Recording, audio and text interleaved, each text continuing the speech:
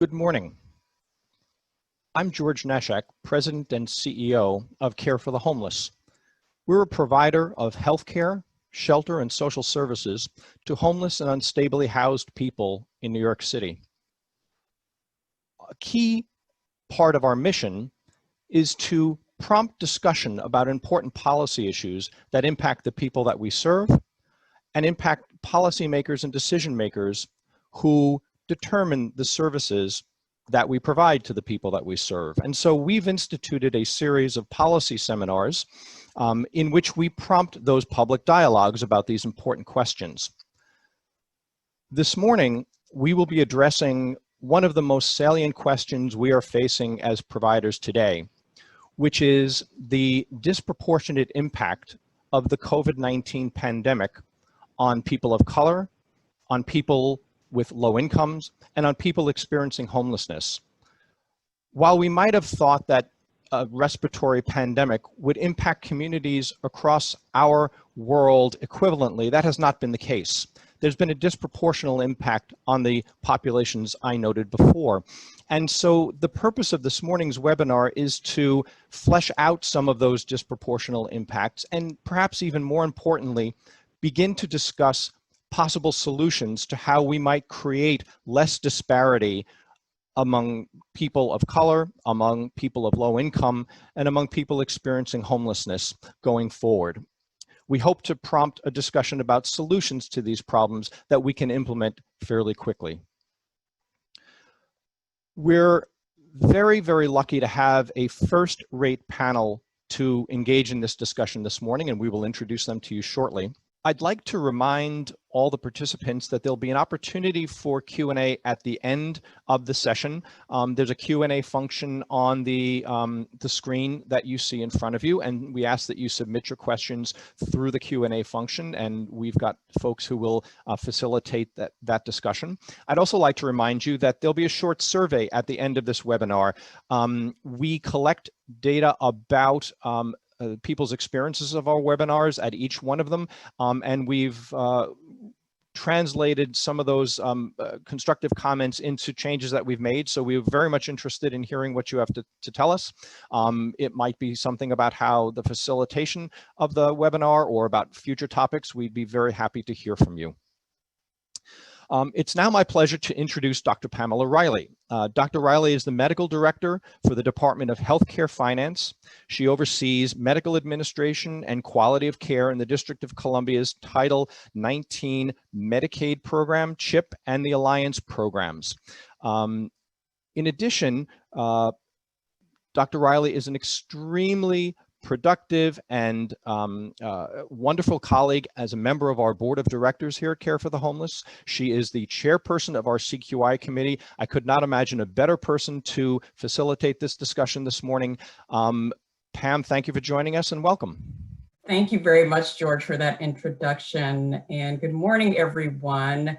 On behalf of the board of directors at Care for the Homeless, it is my pleasure to be here today moderating this very exciting and very important panel addressing health disparities, how we got here and where we need to go.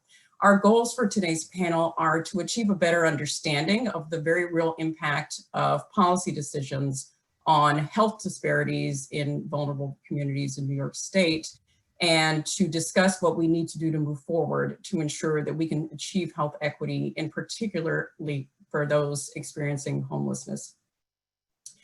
It is my pleasure to introduce our speakers now. Our first speaker is Elizabeth Benjamin. She is the Vice President of Health Initiatives at the Community Service Society of New York, where she supervises health policy, health advocacy, and consumer health assistance programs. She is also a co-founder of Healthcare for All New York campaign, a statewide coalition of over 170 organizations devoted to securing affordable, quality healthcare for all New Yorkers.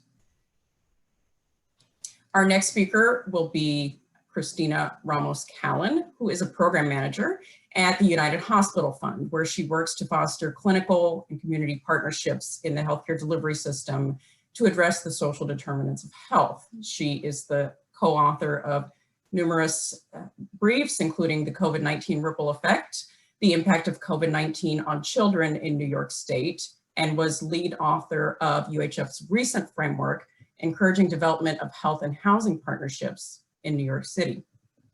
And finally, we will hear from Dr. Amanda Johnson, who is the Senior Director of Care Models in the Office of Ambulatory Care for New York City Health and Hospitals.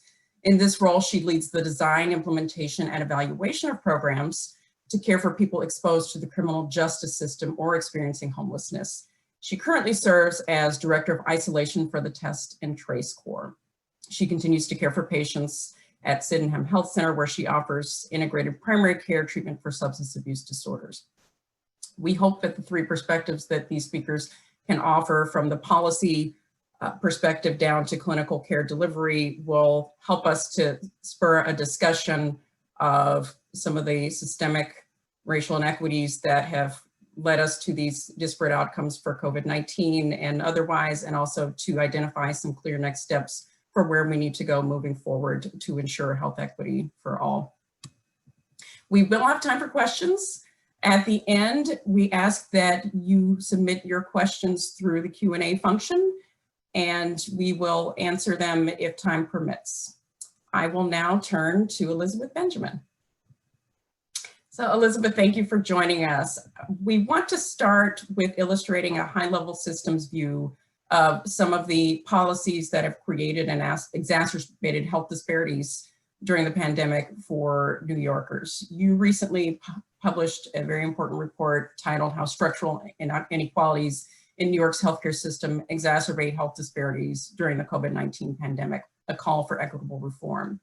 Can you talk us through some of the findings of the report and what that illustrates about some of the systemic racism and policies that got us here and that still persist? First of all, thank you so much for Care for the Homeless for having me on this panel. I cannot think of a group of service providers that work harder, have, more challenges on a daily level. And I just want to thank you all for your service, for helping so many New Yorkers who are struggling. And, it's really an honor to be here with you all. So I think my job is sort of to level set, and I just want to remind everybody some of the facts. And I think it would probably be best to just do my first slide. So on my first slide, I show that I think what everybody knows, which is that the COVID pandemic has had an extraordinary disparate impact on communities of color. Both African Americans and Latinx folks are twice as likely to die from the COVID pandemic than their white and Asian counterparts. Upstate, those disparities are even worse. So downstate, twice as much, upstate, 4 times as much. And so, whoops, that's just that very next slide, please. So next slide, please. Yes, that slide. So this, back up. You got a little excited, Natalie. So this slide just kind of shows those disparities. And, there are real reasons for disparities. People, social determinants of health. And of course, so that those are very real. African-American and Latinx people are only 17 and 20% likely to be able to work from home, whereas their white counterparts are 30% more likely to have jobs working at home. 75% of essential workers are people of color. In terms of housing, as this community knows very well, people of color are more likely to be doubled up, perhaps more disproportionately incarcerated and disproportionately homeless. And of course, then there's food security and a bunch of other disparities in just sort of, social conditions that make it really difficult for African-American and Latinx folks. One thing that I want to flag is that, due to federal policies, anti-immigrant policies, Latinx are much more likely to be uninsured, and African-Americans are also more likely to be uninsured than their white counterparts, although the Affordable Care Act made some real changes in the early days before the current administration. So we have seen some decline in coverage disparities, although they do still exist. But what I really want to talk about, and this is my next slide, is what happened in the COVID pandemic.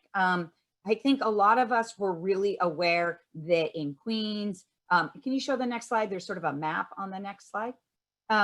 In Queens, there was this famous New York Times article about how Elmhurst was overwhelmed. And we also knew that the pandemic struck Queens hardest. And I think this slide is very important because on the left side, it shows where the hospitals are no more. And the little tiny black dots going through that sort of central west to east span of Queens is where we have 4 missing hospitals. And as you see, going on down to the eastern side, southeastern side. And those missing hospitals are really emblematic of what's happened throughout the state. And this is where I'm really getting into this concept of structural racism, structural inequities. These missing hospitals are by design. So 20 years ago, we had 75,000 hospital beds. Now we have 50,000 beds. Where did all those hospitals go? They left communities of color, safety net, and they were real safety net institutions that have disappeared. And there's real sort of policy reasons that enable the disappearance of these 25,000 beds. Number one, in the mid 90s, we decided to deregulate essentially our health planning processes. So it meant that we used to have these local health systems agencies that did health planning where hospitals builds and closures would be vetted. Now those health system agencies are gone. We have one statewide panel that is dominated by private and voluntary hospitals. When I say private and voluntary hospitals, I'm talking about hospitals that are not for profit because there are, by state law, there's no for-profit hospitals in New York State. But these are hospitals that are often led by administrators that make $10 million a year, $8 million a year, all these kinds of salaries. These are sort of what we would expect to be corporate salaries. They're run by corporations, although they are nonprofit corporations. And they've been engaging in sort of essentially a nuclear's arm race to build in where the sort of blonde, pale yellow areas are, which is Manhattan, the richer areas of our city. So the other thing that happened in the 90s is we used to have a thing called global rate setting, where hospital prices were what they got paid for services was set by the state of New York. We deregulated that. We said, okay, the markets will regulate our healthcare and our healthcare capacity, and let the survival of the fittest, the strongest will survive. And both of these things, the lack of health plan, the evisceration of health planning, and the elimination of rate setting, led to the closures of many, many hospitals around, I think 40 altogether around the state. So we're missing these 25,000 beds. And even the one policy that existed to support our safety net institutions, which was called the indigent care pool, was allocated so that, for example, a hospital like New York Presbyterian, which is the richest hospital system in our state, got $60 million a year, and little old Elmhurst in Queens got $8 million a year. Now, who's doing more indigent care? I would submit Elmhurst is. And that is just wrong, that we essentially spent $13 billion over 20 years on hospitals that weren't spending all that money on hospital financial assistance. We've shown that through other reports. And honestly, didn't really have systems of financial aid until we brought that to their attention. So, and there's many other examples of these policies, but what's important here is we talk about structural racism. This is what structural racism looks like. It's policies, maybe intentionally, maybe not, maybe unintentionally, it doesn't really matter, but there are whether they're intended or unintended consequences, there are real consequences that hurt people. Next slide, please. So, the next thing that I want to say is you thought, okay, well, COVID, well, we had this CARES Act and that money saved the day, right? Wrong. So New York City Hospital, Health and Hospitals, which is our public hospital system, has 11 hospitals.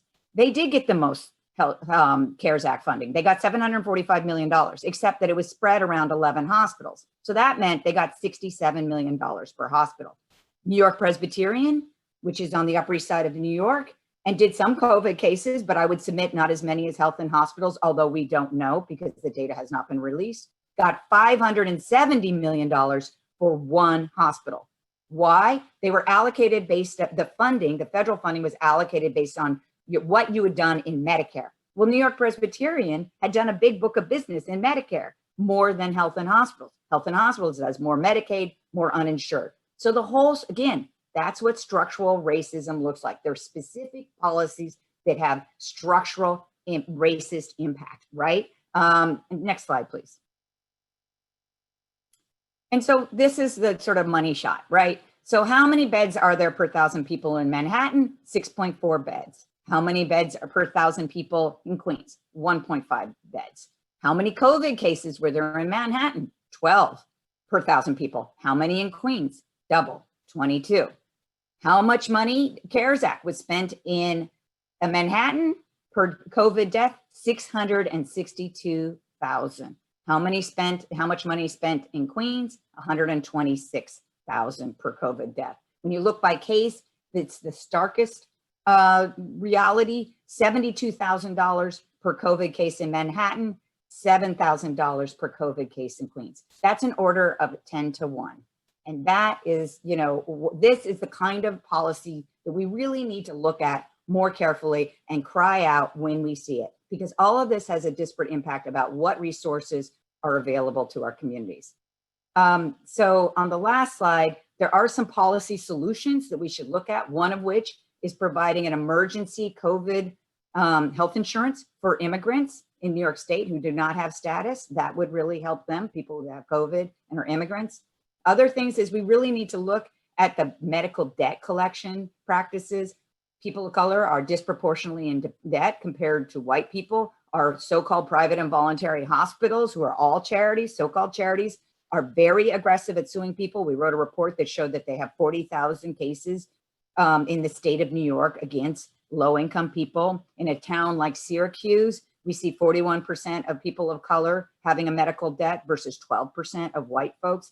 That's a problem. Their hospital, Crouse, which is a Northwell affiliate, has sued 5,000 of their patients, sort of a shocking number of people. So we really have to look at that. And this bill would really kind of address some of these medical collections and medical billing transparency problems. And then last but not least, we are really excited that the Assembly and Senate jointly introduced a bill last week that would require hospitals to conduct and submit a health equity assessment before they build anymore. So for example, Northwell, one of the largest hospital systems in the country, is trying to build a 40-story tower on the Upper East Side. Well, we already just learned that there's 6.4 beds per 1,000 people. We don't need another medical tower on the Upper East Side of Manhattan. In fact, Northwell could build that 40-story tower in Queens and actually help people during a pandemic. And in fact, that would be closer to their mothership, which is out on Long Island. So why we shouldn't allow any more medical empire building in Manhattan. We need to spread our healthcare, precious healthcare resources, especially because this pandemic is not going to be the last one. So this bill would say, you know, every hospital, before they build any more towers or propose to close any more beds, like psychiatric beds, there's this flurry of closures around the city of psychiatric beds. Hopefully Dr. Johnson will talk about that some more, would have to go through this panel and do a health equity assessment, sort of like an environmental impact assessment. It would say, what would be the impact of this build or proposed closure on the local community and especially communities of color. And that's it for me. Thank you very much. Thank you so much, Elizabeth. That was a very helpful overview and a great laying the foundation, really illustrating and quantifying the very concrete and ongoing impacts of structural racism on how healthcare is distributed and how that impacts healthcare outcomes for people of color. I would now like to turn to Christina Ramos-Cowan, and we are very fortunate to have Christina here today as one of the authors of one of the most impactful reports that I've seen on the disparate impact of COVID-19 on communities and families of color in New York State. Christina, I'm wondering if you can walk us through the findings of that report and tie that in to how some of the policies that Elizabeth just referenced are contributing to some of those potential outcomes that you're looking at for children in New York. I'll do my best on that, and thank you for having me today. So over the summer, UHF worked with the Boston Consulting Group to do an analysis of the pandemic's impact on children in New York State. So what that means is that we got together to try to better understand the extent of what we knew about parental deaths and the number of children who would be affected both at a just straight population rate in the state, as well as to disaggregate that rate by race.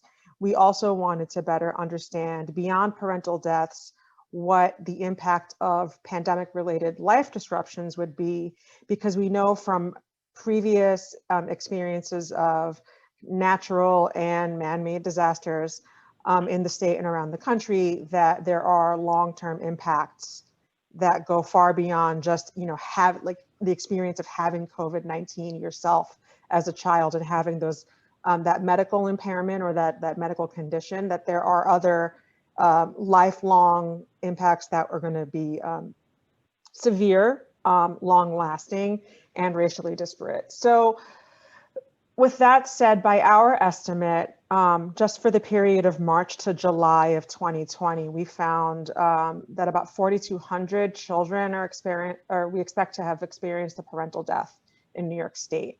About 60% of that number is in 3 boroughs in New York City, the Bronx, Brooklyn, and Queens.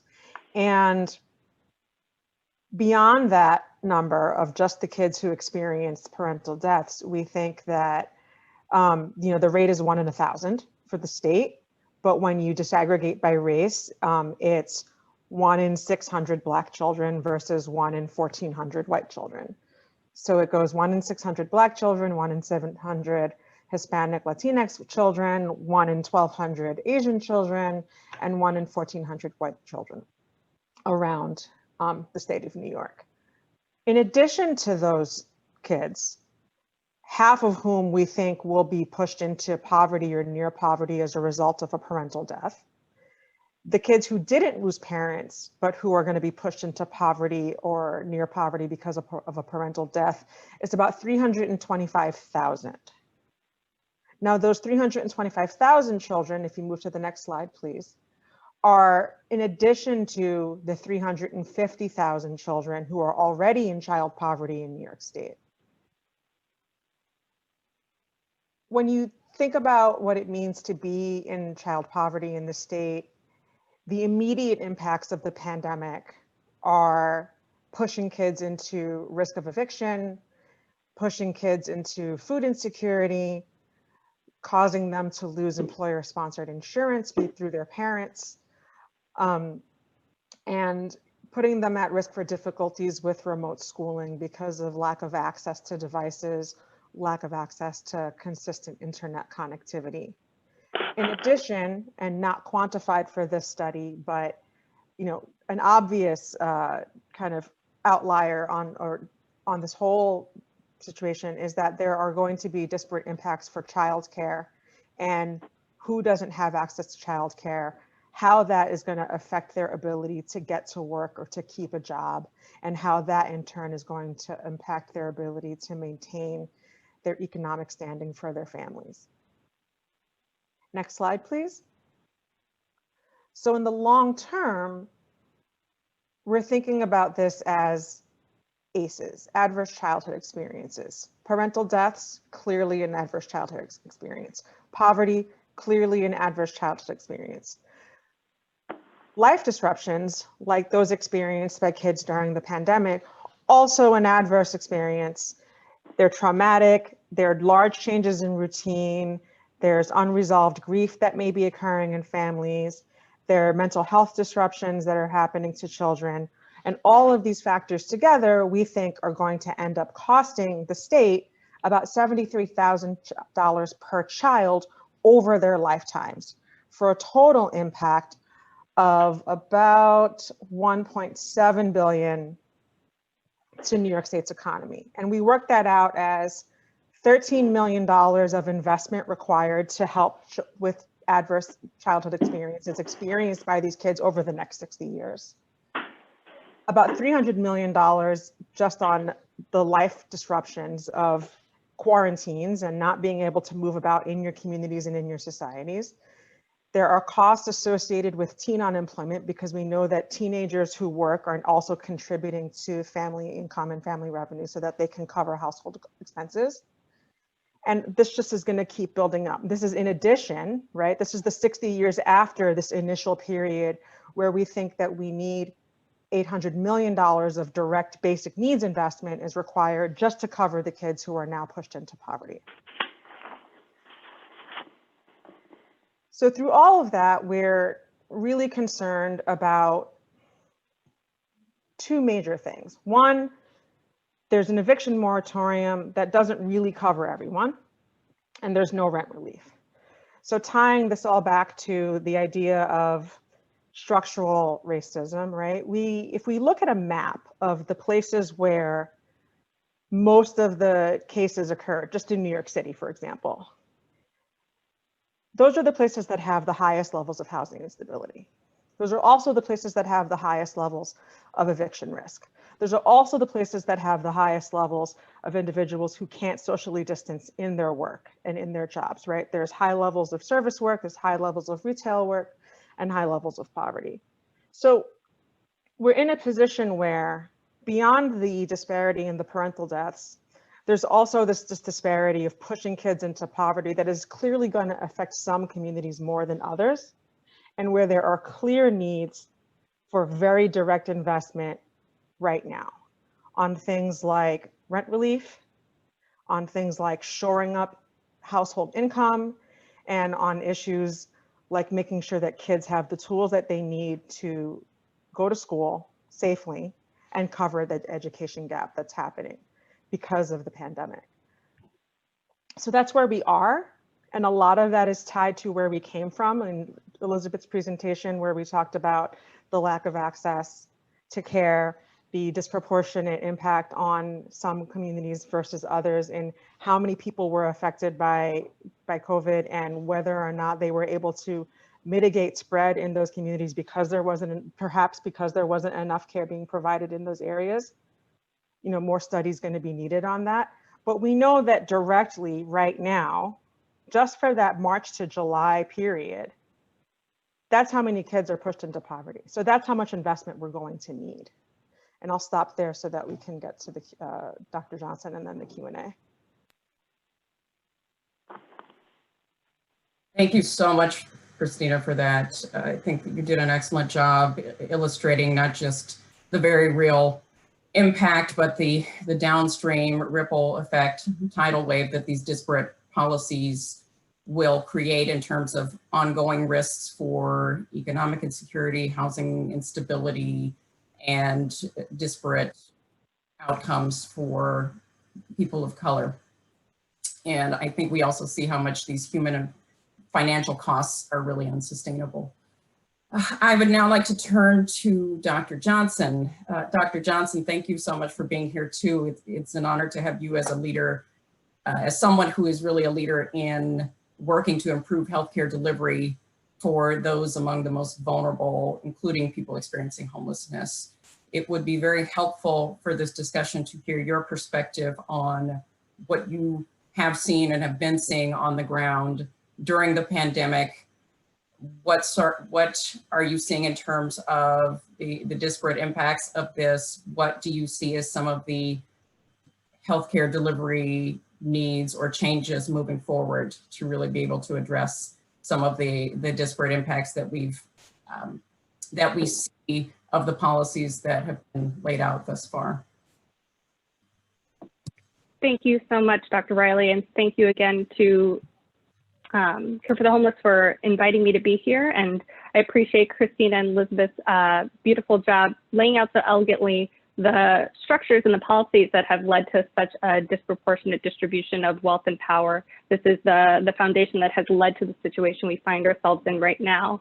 And, you know, as I talk about what I've experienced as a provider and as a manager and leader during the pandemic, I'm approaching it from a couple of different lenses, and then we can talk a little bit about what some of the rays of hope might be, what are the opportunities for growth, and where have we been trying to move the ball forward, even as we are still very much in the fight against the spread of coronavirus.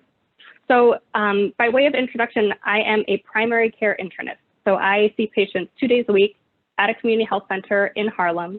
As mentioned before, I do integrated substance use treatment. I see individuals who are returning to the community after experiencing incarceration or other touches with the criminal justice system. And while not based in a shelter, I provide care by virtue of the rest of the work that I do to a larger number of patients who are experiencing homelessness.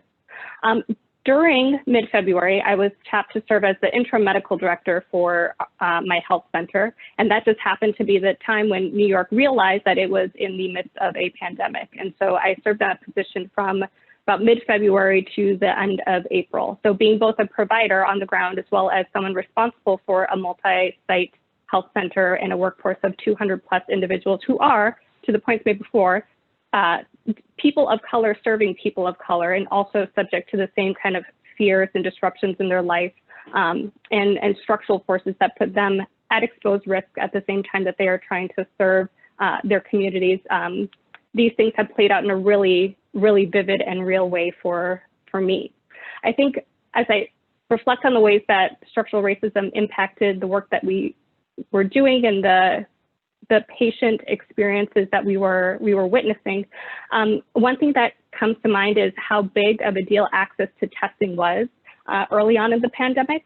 And I will always remind people that testing in and of itself does not mean a cure. It does not stop the spread of coronavirus, but it does empower you to take certain actions if you are otherwise empowered to do so.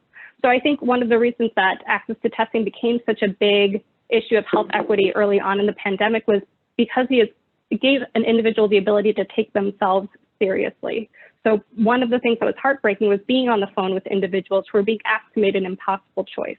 So without the knowledge of knowing whether their experiences, their symptoms really were representative of COVID or if it was some other infection, it was harder to motivate them to pick up the phone and call an ambulance, to go and brave an emergency department where they were fearing that they were going to contract COVID if they didn't already have it, and where they were going to bear the brunt of the types of experiences they've had in healthcare systems before. So be it microaggressions, be it macroaggressions, the healthcare system is not a welcoming place for all members of New York City or all members of our country. When it's not as dire as asking someone to go to the emergency department to receive life-saving treatment, it is hard to ask people from our communities to make the decision between going to work, fending for their families, versus staying at home and isolating and separating. And I'll get into some of the ways we've tried to combat that in the work we've done in the Test and Trace Core. There is also a real material value to being able to arrive at an emergency department with a positive test, with something that confers some level of certainty about your diagnosis, because we know, particularly when medical professionals are stressed out, when they have limited bandwidth, they start to use heuristics. They start to take mental shortcuts that play out in terms of enacting interpersonal biases, albeit often in an unconscious way. And that is another way in which, on the ground, even if there is a hospital in your neighborhood, even if there is a bed that could potentially be for you, we still see how disparate outcomes come to pass. This is all layered on top of a background of chronic disease distribution that is disproportionately laid on people of color and people who are homeless and people who have been touched by the criminal justice system. And then we won't go into right now the employment and housing breakdown because it's been covered already so elegantly, and I'm sure we're going to come back to it in the Q&A. But when we talk about these heady structural concepts, know that they do play out in really tangible ways on an interpersonal level, both in internalized ways and in the ways that we treat each other and what we're conditioned to see and expect from our institutions. So what are we trying to do about it? And what have I seen that makes me hopeful for our ability to make progress? We can't do it alone as a city. We're going to need some help, but I don't think that all is lost. One of the things that I found really impressive as I transitioned out of doing the work at the community health center where I worked, though I still practice there, and into the Test and Trace Core as director of isolation, is this is one of the first times that I've seen race and ethnicity called out so explicitly in the data that we analyze. And it makes it a lot easier to bring that into the conversation when it is just part of how we would analyze a situation. We are New York City's health and hospital systems, or the public delivery system for New York City, and it's part of the work that we do every day. But now that we're interfacing with more city agencies, with external partners, being able to put at the forefront that this is how we measure success and this is how we hold ourselves accountable to our shortcomings, is incredibly powerful, and I think a convention and a tradition that we will carry on in the rest of the work we do as we recover from the other ramifications of the pandemic. We need to get people back into healthcare maintenance and routine cancer screenings and get them back on their medications and treat their anxiety and depression and increased rates of suicidality that we're seeing in this time. And we can't lose fact that there is a racial cut to this that won't solve itself if we're not explicitly working against it. In terms of the way that the Test and Trace Corps has run its contact tracing operations, I have been so inspired and so grateful for the work of the tracers. And when I say the tracers, I mean the people who are on the phone or knocking on doors to help people understand what it is that they need to do if they've been diagnosed with COVID, and to give them faith, give them comfort, talk to them as peers, talk to them as people who have often been in their very shoes, like people who have been infected with or impacted by the loss of COVID, and to bridge that trust gap that has been part of the legacy of formal healthcare institutions. I am particularly proud of the resource navigation program that is one of the cornerstones of the isolation track, the take care part of the Test and Trace Corps. The fundamental question we ask is, what do you need to be able to isolate and quarantine effectively? And that is the opportunity for us to talk to people about their housing status, to help them find rental assistance, assistance with utilities. It's a very scrappy group of community-based organizations who are really creative in how they're going to help individuals meet their needs during the pandemic. And it isn't lost on us that recovering from the pandemic is not just about solving individual problems for a 10 to 14-day period, but it's trying to solve systemic problems that will have an impact after their period of isolation and quarantine. And so to focus just a little bit more squarely on the experience of people, the experience of people who are homeless, the hoteling programs that have been set up in various ways across the city have had an explicit desire to address problems of housing instability. I can't take responsibility for the Mock J hotels, the Mayor's Office of Criminal Justice hotels, but they very specifically are a place where people can go and stabilize after there was a push to release people from jails and prisons during the pandemic to avoid spread within correctional settings.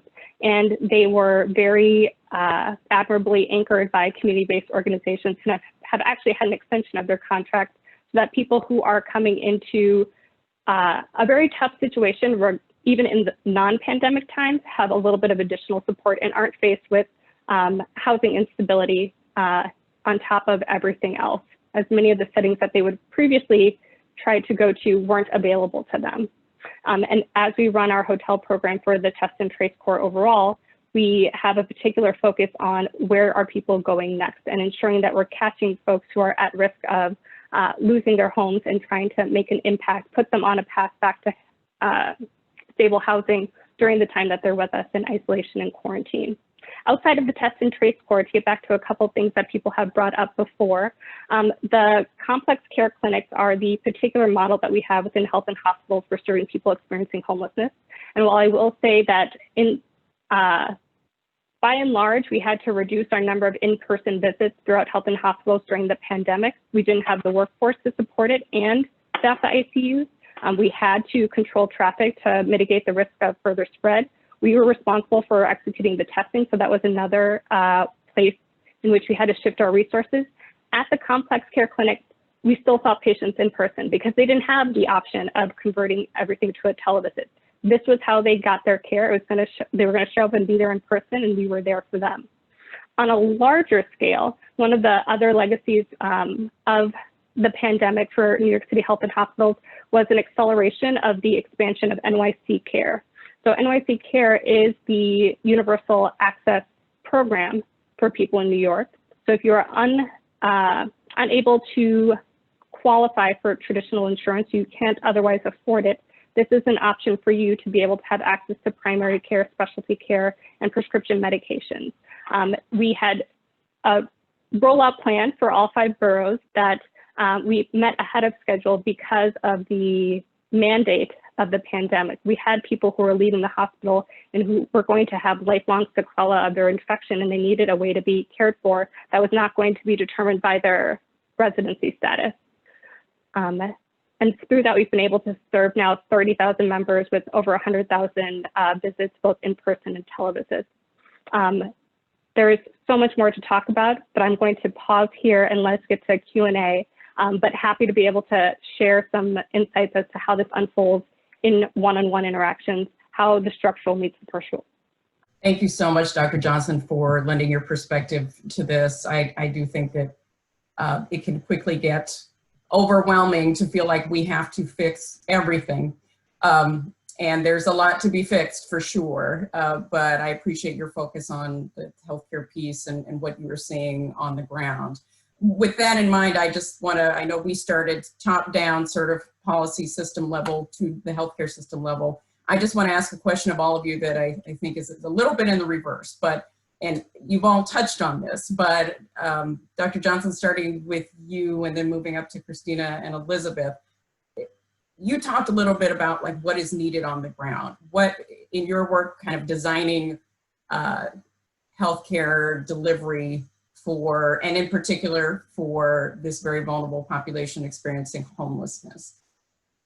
What do we need in light of the pandemic to really move the needle on some of these disparities? Like what would our ideal world look like for providing care to this population? And then on the policy side, what are the, sort of the policies that would make the most difference in achieving that?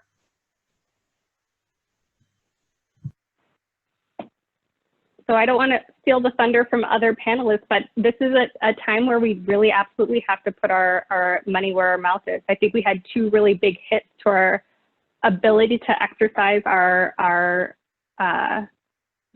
civic engagement. We had to conduct our census during the time of the pandemic, and we are trying to exercise our right to vote during the time of the pandemic, but I don't think that we'll be able to be solvent, that we'll able to be whole without federal support. Like as a city and a state, I feel like we are doing everything we possibly can with the hope that we'll be able to put people back to work, reopen the economy in the future. But right now we're fighting the pandemic because we know it's the right thing to do, but in very precarious times. I would say that of the things that are needed on the ground, we need to ensure that people maintain their access to health care, especially during a time where we know that folks are going to lose their access to employer-sponsored insurance as they lose their jobs. It is happening already. And I think that there is always the mandate or this potential to rectify this issue of financial instability by putting people to work who have the lived experience of trying to receive health care through a pandemic, trying to rebuild their lives during a pandemic. And it's part of this I think this ever-present need to truly build a workforce that is representative of the population that it serves. And that takes a whole other line of policy improvements that deal with trying to build the education pipeline, trying to remove bias in education, trying to move bias in hiring. But recovering from the pandemic does definitely have a side that is focused on dealing with the economic fallout and the healthcare fallout of COVID-19, but it is also trying to solve all those problems that we were trying to address before we had a pandemic dropped in our laps. So I would say before the pandemic dropped in our laps, UHF had been working on this concept of health and housing partnerships. And in a paper we put out called The Road Forward, we really kind of came to this position of there being two major things that need to happen for kind of transformational policy change. And this is before we even get to what the policy that needs to change is, right? The first thing is operational improvement between the way the healthcare system works with community services and social services. So that means things like developing mutual definitions of populations to be served, standardizing eligibility for programs that are offered, understanding and having transparency between community capacity to address social and structural determinants of health before even getting to, well, what's the specific thing that we're going to work on? Because the two systems don't speak the same language. The second thing that we decided, or that we learned rather, by talking to stakeholders in both healthcare and in social services and in housing, was that there just needs to be a collaborative agenda, like a universal agenda for what it was that we need to change. But once we kind of figured out what that collective agenda would be, there still needs to be action on the ground.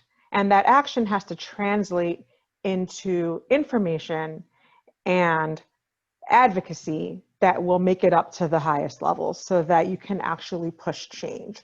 So what we came upon was that there needs to be this kind of cycle of interconnected activity at 3 levels. Grassroots, neighborhood level change with the priorities of the community at the table pushing the agenda.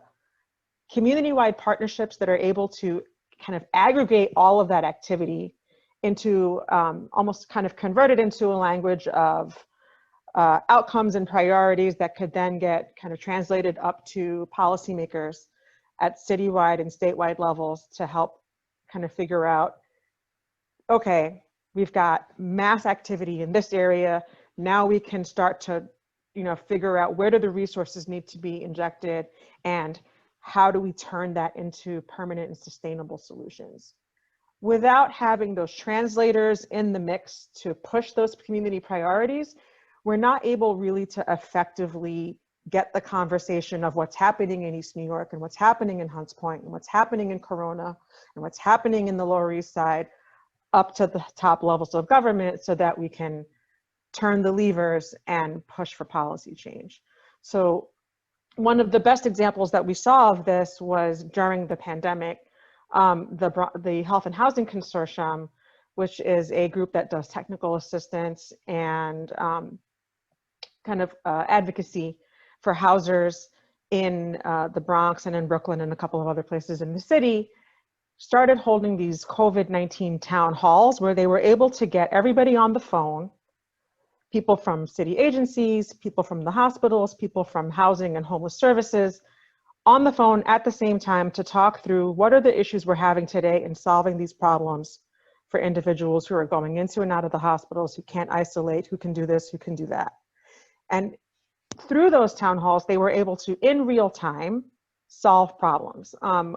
There were a couple of write-ups in Health Affairs about their approach that you can look for. I'll try to post one to the chat in a couple of minutes when we move on. But it really is a shining example of being able to be in that position to translate what's happening on the ground level in the communities where the activity is happening, and then move that up so that citywide decision makers, leaders in investment and policy can say, okay, I understand where to go now.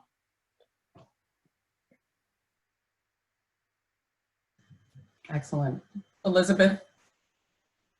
It's hard to top those 2 responses. And I know that Bobby's also out there. Did you want to go to him? I mean, I have like a quickie, but I can also. We'll have Bobby wrap it up at the end. We have time. We have time for questions. I'm a Bobby fan, so full disclosure. I think I think there's sort of 3 things to keep in mind. One, just for individuals and for those of you who are serving individuals, please know that just about every client you're interacting with can get coverage right now. The Cuomo administration has been extremely proactive.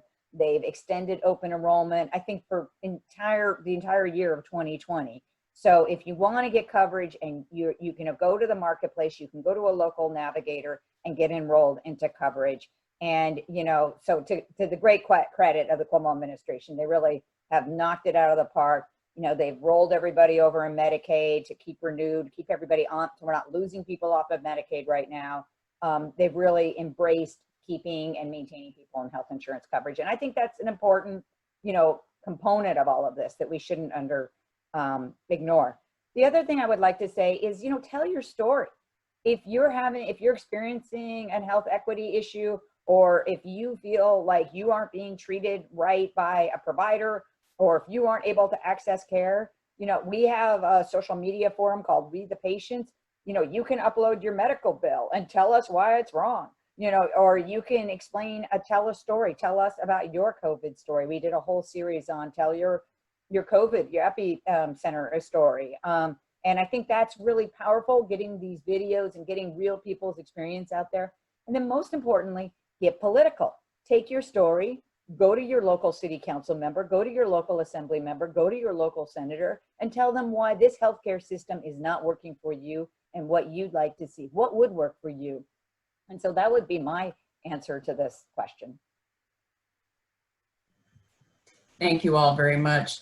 I do want to turn to one of the questions that we received ahead of time for this, which touches on a critical issue around access to mental health and substance use disorder treatment for this population.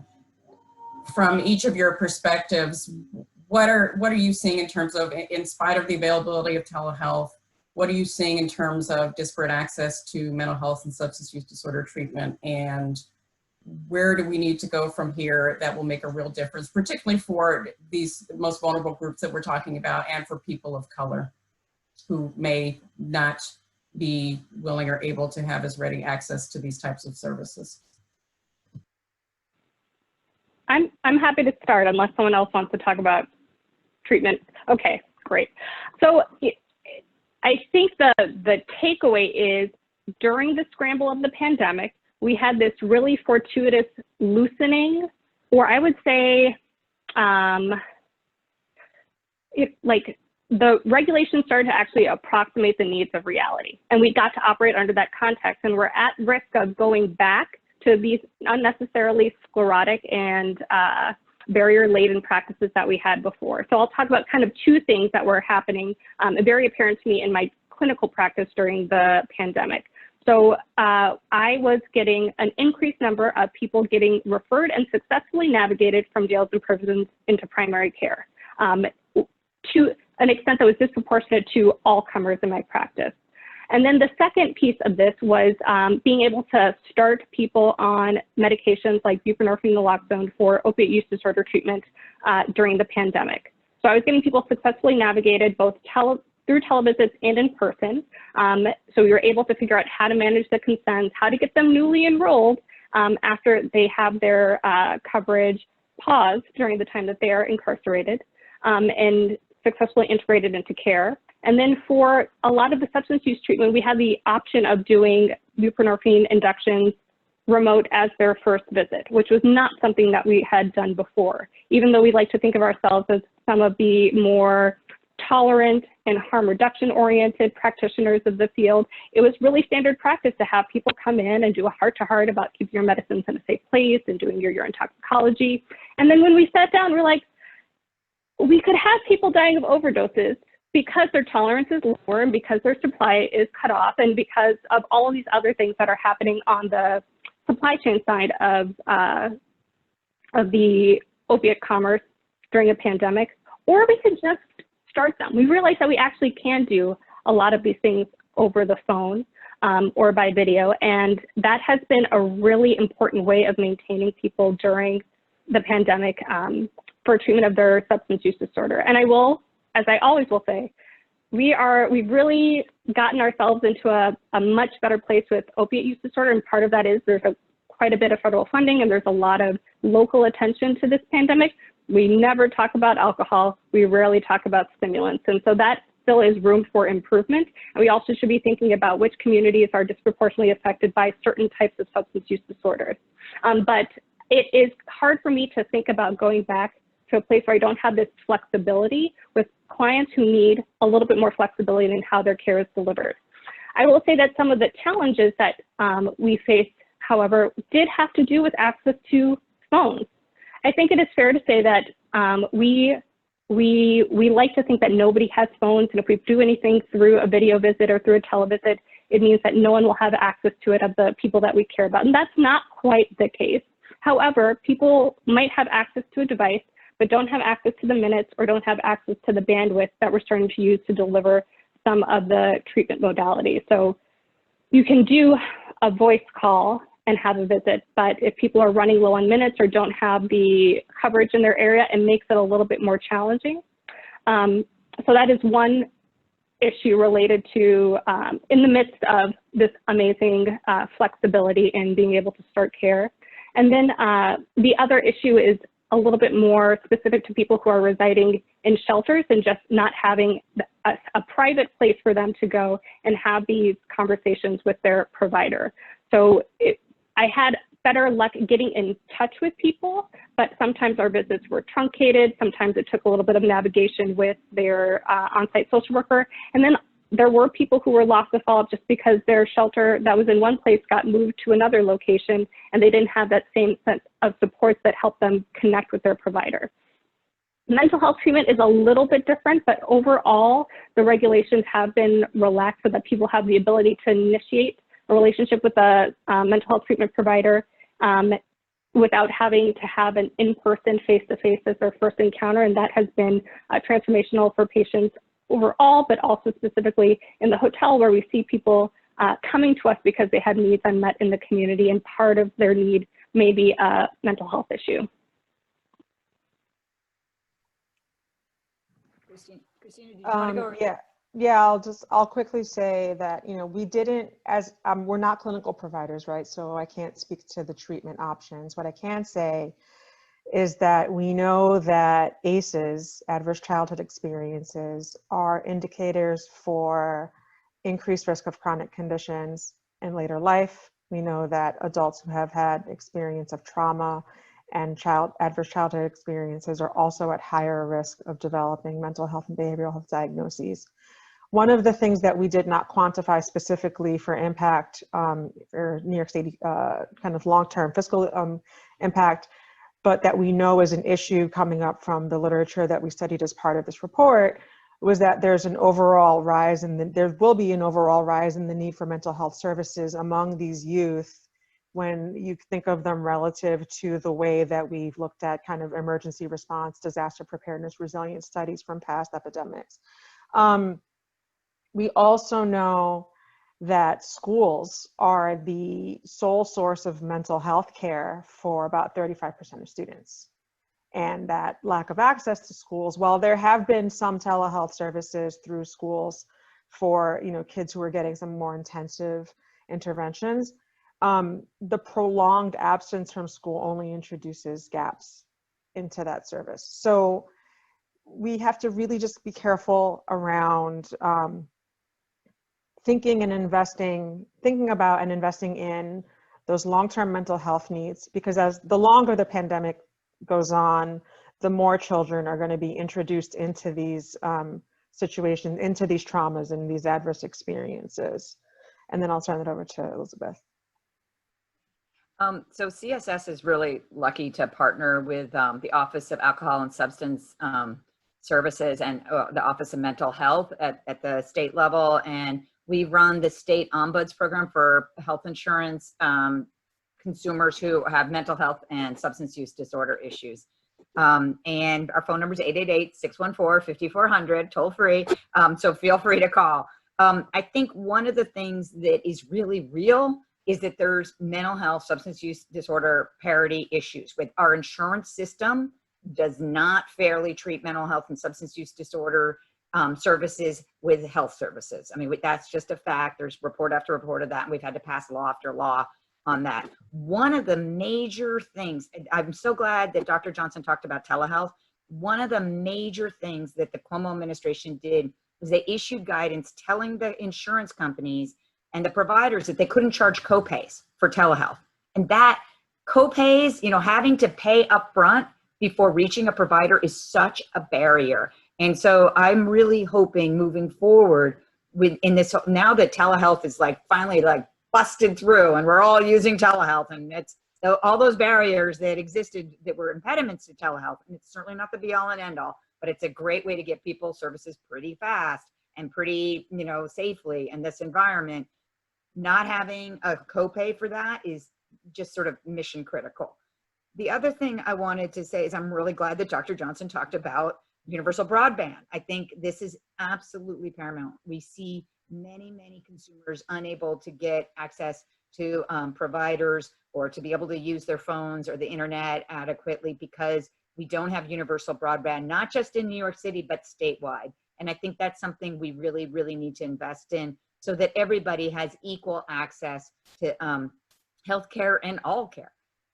finally, I think one of the things that we really have to be honest about is a lot of healthcare providers during the pandemic were not answering the phone.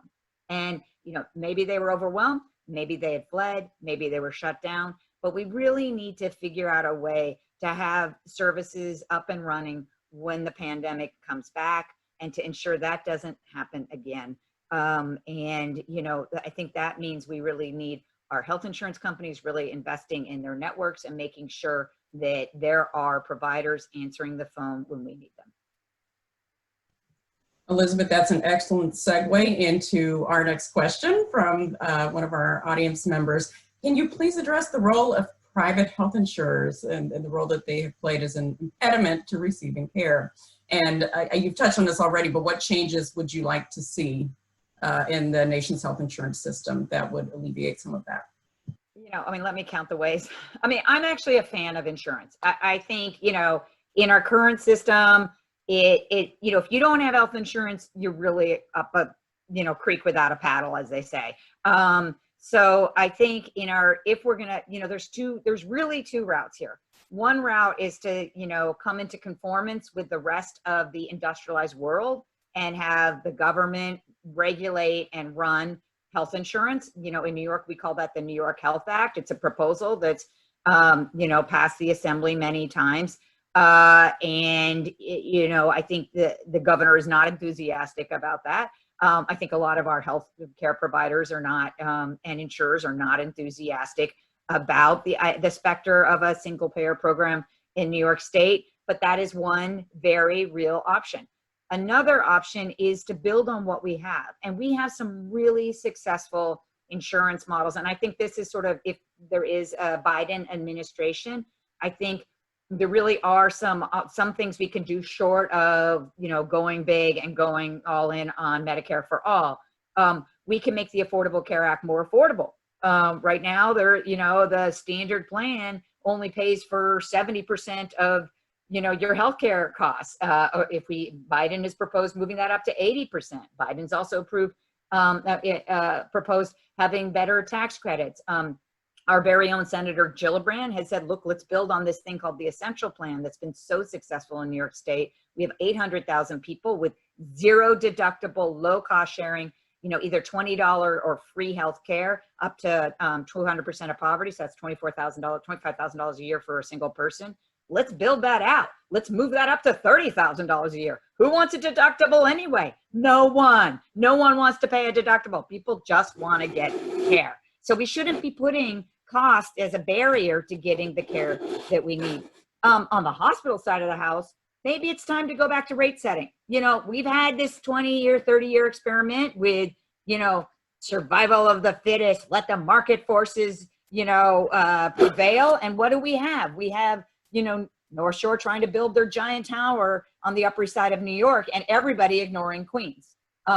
We have Montefiore trying to shut down a hospital in Yonkers. But, you know, like, what are we doing here? We need to have a really thoughtful, you know, approach to, you know, regulating our healthcare, and insurance could be helpful in that. They've made a bucket this last year with no one taking, you know, basically everybody's avoiding care unless they absolutely have to go there. I'm really happy that the Cuomo administration did not approve major rate increases for our premiums. And in fact, you know, really, I mean, some of those carriers were, you know, proposing an 18% rate increase for next year. And they were like, no, I don't think so. You know, there's no real reason to believe utilization is going to spike next year either, given that the pandemic has not been cured.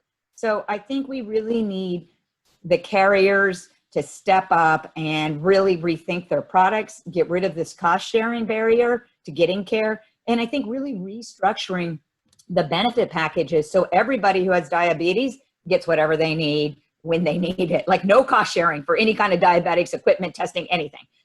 People with heart conditions, same kind of things. I mean, I think we could go through a list of treatments where we just really don't need cost barriers to accessing care.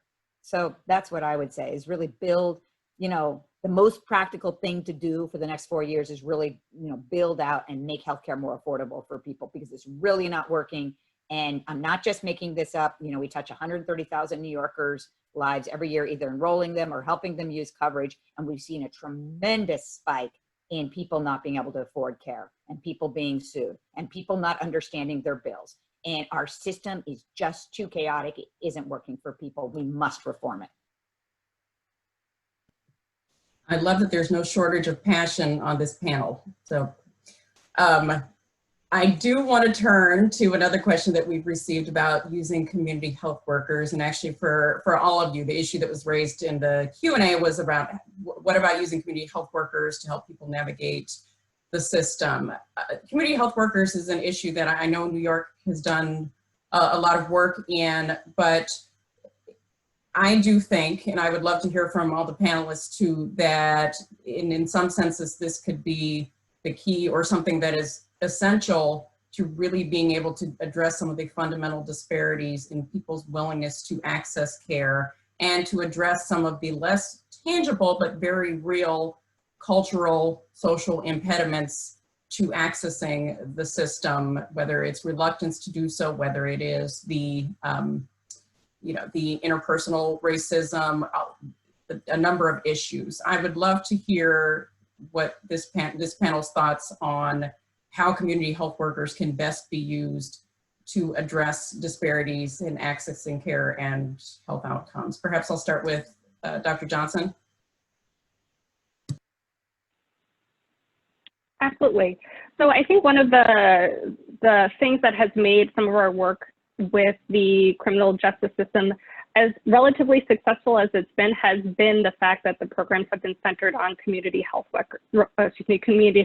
So kind of there are two parallel programs that New York City Health and Hospitals participates in. One is the Health and Justice Network, which arises from the Department of Health and Mental Hygiene. There are community-based health workers that are anchored in healthcare settings, primary care practices, as well as in some of our reentry community-based organization. And so as a network, they work to ensure that people who are leaving prison, leaving jails, can find the services that they need in the community. And when you get into literature about what is it that a community health worker provides, there's some components of navigation, there's some components of peer support or peer relationship, there's some components of just being in a accompagnateur, I don't know French, but someone who walks alongside you as you go through this. Some people say there's an element of role modeling, that someone has been in your position, has moved to a different place, but sometimes it's really just not having to go it alone and being able to find someone who in the moment, while you're trying to get through an application of some kind or get an ID, who can help you regulate the stress that can come with being in the setting of an institution or being at risk of some type of rejection, dealing with all of the ways that trauma can manifest and cause people to have difficulties interacting with systems. So I feel like they are a vastly underutilized but critical component to bridging the trust gap that we have between our communities and our institutions. I think the reason that they aren't widespread and why we're not just flooding our health systems with them, because hey, it is both an intervention on a structural level. We are giving people jobs, giving people in the community jobs, and their job is then to help other people in their community, which we would say is the goal of our institution of being New York City Health and Hospitals, but it's not a reimbursable service. And so it is hard to find in a world that is only starting to embark on its value-based payment journey, as much as we like to talk about these ways of freeing up financing in the system so that we can pay for things that aren't individual encounters or episodes of care. But it is hard to employ community-based health workers when they don't have reimbursable services. You have to figure out how am I gonna fund this really critical intervention, especially if people aren't looking toward averted utilization, savings to the system, maybe not just to the healthcare system, but to society, or being able to deliver on some of the value-based measures for which insurance companies will pay handsomely.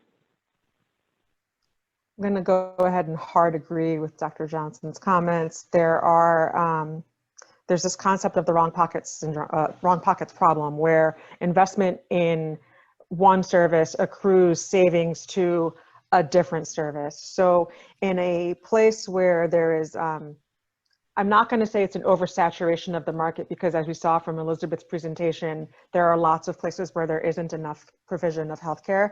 But when you have a lot of providers that have overlapping market and overlapping communities that they serve, there is a reticence to invest in a particular model that is a community health based model. And that is not specifically population health in small p, the population that comes to my health system.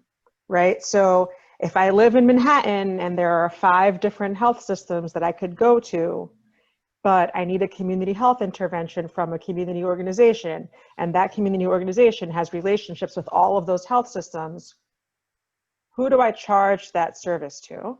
How does that get paid for? Where does that investment equal out? And then how do I demonstrate the return on the investment back to the healthcare system? This is an extremely cynical way of looking at community and population health, but unfortunately it's the reality of healthcare financing. So until we get to a more evolved place where we can use the capital stack to fund community interventions that are going to benefit everyone, we're going to have this constant problem of, I don't know who is going to pay for it, because I don't know if I pay for it, it's going to accrue revenue back to me. And it's a very frustrating position to be in.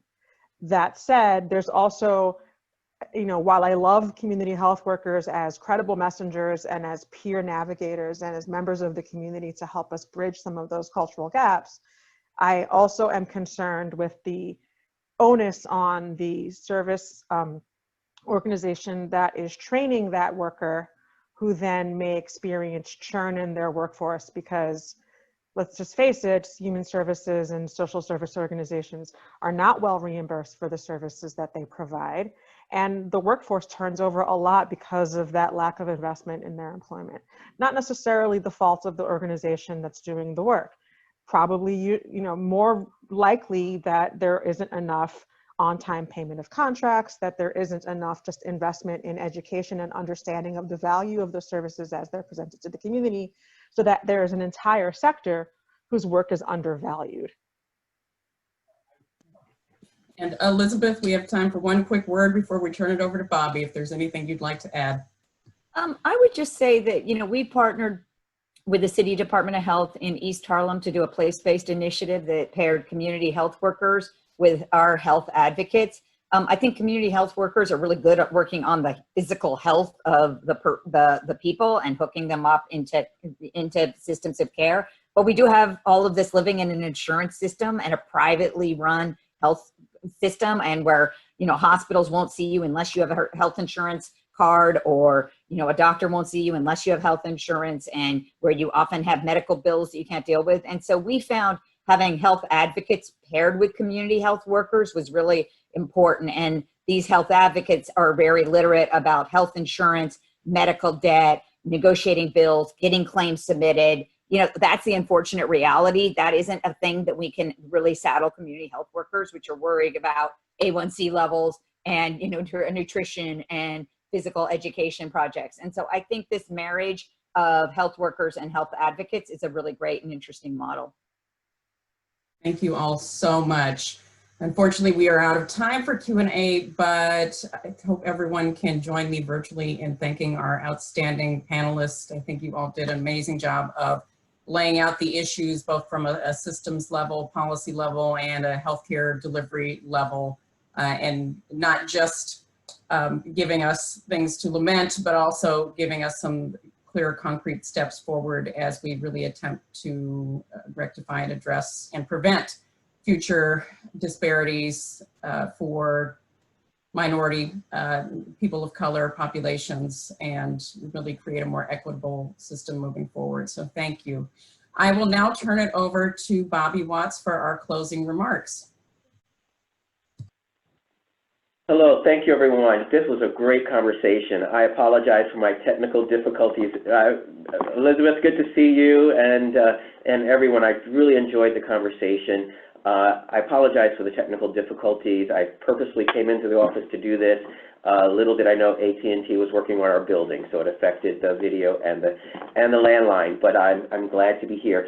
Just want to show one, I believe just one slide, which shows why I feel this is so relevant, and it is the mission statement of the National Healthcare for the Homeless Council, which is that grounded in human rights and social justice, the National Healthcare for the Homeless Council mission is to build an equitable, high-quality healthcare system through training, research, and advocacy in the movement to end homelessness. And that's really what you have been talking about. As it has been stated many, many times, the COVID pandemic has really laid bare existing inequities in our society, both racial, class, education, dealing with housing. And I just really want to say most of what we've talked about, not all, but most of it is really based upon place. It's place-based inequities.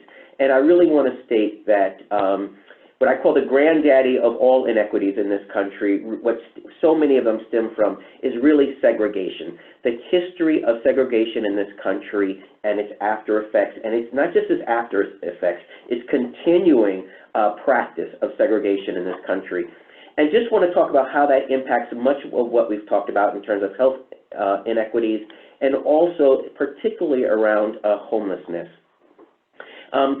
When I was in college, I did my senior work around housing policy, and my roommate, who was white, could not believe that it was the federal policy to segregate communities. He understood that about Jim Crow in the South, but did not understand that the federal government would not back loans for African Americans during the time immediately after World War II, when they were creating the suburbs, that African Americans were locked out by federal law and policy of home ownership, the chief means for building wealth. And this was done, subsidized largely through tax dollars. So people who were funding programs from which they're unconstitutionally excluded. And so much is based upon that place. What is in your neighborhood? Are you a neighborhood of homeowners, or are you a neighborhood of renters? And as a country, we have said that we will not subsidize, we will not make housing affordable for poor people. To the extent we had a massive cut in the early 80s, so that from 1982, it was a 75% cut in HUD's budget to make housing affordable. If you remember, that is right when homelessness really exploded in this country. At the same time, we give huge tax subsidies in the form of deductions for interest rates to home ownership. So we are sponsoring and subsidizing, as a country, home ownership much more than we are to make housing affordable. So people who don't need the subsidies to keep a roof over their head, it just lets them buy a bigger house. We're not making housing affordable for those, we're not making it possible for those who are renting, to the extent that only 1 out of every 4 households that qualifies for federal rental assistance receives it. That's conscious policy choices. We've cut that by 75% in the 1980s, early 1980s, and now we only have 1 out of 4, enough funding for 1 out of 4. It also, where you live affects your education. As a nation, we choose to fund education largely through local property taxes. So wealthier communities can pay more, and they do pay more per student than poorer communities.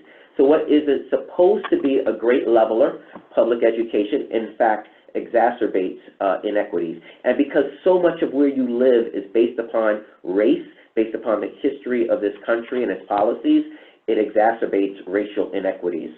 The last thing I'll talk about when we talk about structural racism and how it affects homelessness and then health is criminal justice. And there could be many, many policies. One of the slides has a quote from my mentor, Susan Eibacher, who was the founder of Care for the Homeless, states that homelessness is the result of the failure of almost all of society's systems. And so looking at our housing policy, our education policy, and our criminal justice system. African Americans and whites use marijuana at roughly the same rates, yet an African American is about 4 times more likely to be arrested for possession. And that's largely just because where are the police looking for this? Where are they stopping people and frisking them? Which cars are they stopping and then using a pretext for a search. Study after study shows that African Americans and whites engage in criminal behavior at roughly the same rates, and yet an African American male is 5 times more likely over the course of most lifetime age segments to be incarcerated than a white male. And almost nothing affects your future prospects as much as whether you've been incarcerated. When it's younger, the younger ages, 18 to 19, it's almost 13 times more likely, and for 20 to 24, it's 8 times more likely. So these are racist policies based upon policing. What happens has nothing to do with overall crime rates. So that affects where you've heard about what kind of job you can get based upon education, where you live. That is why we have the tragedy of so many children of color losing a parent. They've been exposed to the epidemic. They've had less opportunity to have a job that gives them good health care. So I just really want to applaud the panel for some of the things we've heard. And I will say our nation's response to homelessness has been unprecedented during this COVID pandemic. For the first time, we said that people without homes need to be protected from this pandemic. So if they were in a congregate setting, a shelter, we said, well, let's put them in the hotels. We heard Dr. Johnson speak about the hotels. And also, CDC issued guidelines or recommendations for those that aren't in shelters. Maybe they need to be put into shelters or in these hotels. And at a minimum, many cities started putting, at CDC's recommendation, started putting toilets and hand washing stations near encampments, so these basic human needs can be met. So for the first time, we've kind of taken a step forward in saying, let's look at healthcare and housing as human rights, tiny, tiny steps. And as it's been said, we should not go back. And the cry for racial justice that we are seeing some for the first time. We've seen this mass, what has been called maybe the largest mass movement in a protest movement in this country. We cannot go back. It is not surprising that the forces of fear would want to push back against saying, yes, let's address structural racism, structural inequities. That means that we have to push forward even harder. And we've heard some things that the health system needs to do, some things that the health system can do. Just a few things from 2 6-month and an 8-month learning collaboratives that the council had around diversity, equity, and inclusion for communities, for organizations that are serving people experiencing homelessness. And this everyone can do. There are tools where your organization or your team, if your organization doesn't agree, to start with your team doing equity assessments. And you can have a racial equity committee to keep it going, and hiring people with the lived expertise. People say experience, I say the expertise of homelessness, as we heard about community health workers, is so important to breaking down barriers and making our organizations more equitable. I will stop because we're almost out of time. Thank you for allowing me to listen in and participate, and thank you, Care for the Homeless. Thank you, Bobby, and thank you to all of our outstanding panelists. This has been a remarkable conversation this morning. You know, it's striking me that our panelists, our speakers this morning, the board and the staff of Care for the Homeless, and many of you in the audience have spent years working on racial disparities in healthcare and in other areas of our society. It's perhaps unfortunate that it has taken a pandemic of this sort to bring these issues to the forefront, but let us not let a good crisis go to waste. There are many, many things that we can do emerging from this panel and emerging from this pandemic to reduce health disparities in our society.